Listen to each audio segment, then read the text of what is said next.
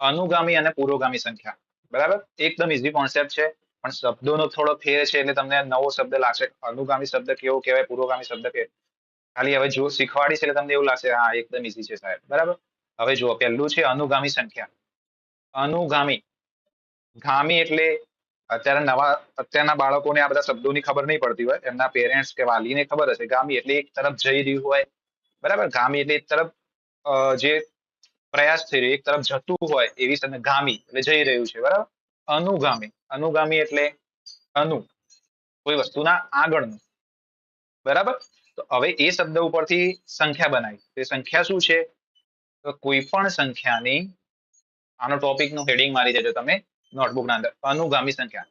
હવે નીચે શું છે એની વ્યાખ્યા, કોઈ પણ સંખ્યાની પછી તરત જ આવતી સંખ્યાને એ સંખ્યાની અનુગામી સંખ્યા કહે છે.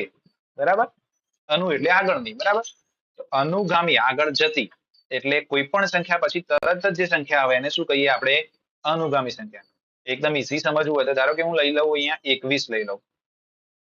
બરાબર, 21 થી જેવા તમે આગળ વધો તો 21 પછી કઈ સંખ્યા આવશે? 22. જે 22 જે થઈ એ શું થઈ? 21 ની અનુગામી સંખ્યા. બરાબર, હવે જો હું 22 પછી શું લઉં? 22 પછી જઈએ તો શું આવશે? અહીંયા 23 આવશે.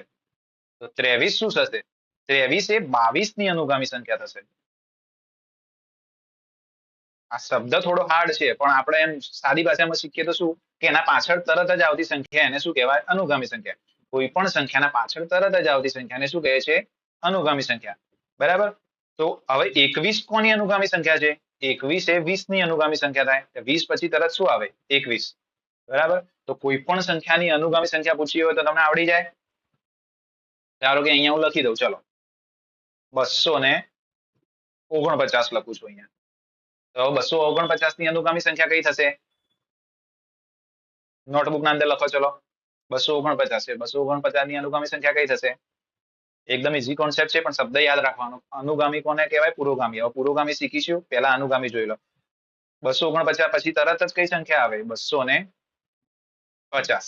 તો 250 કઈ થઈ? 249 ની અનુગામી સંખ્યા થઈ. બરાબર, કોઈ એમ પૂછી લે 250 ની અનુગામી સંખ્યા કઈ થશે? તો 250 ની અનુગામી સંખ્યા 251 થશે. બરાબર, ક્લિયર? એકદમ ઈઝી હતું.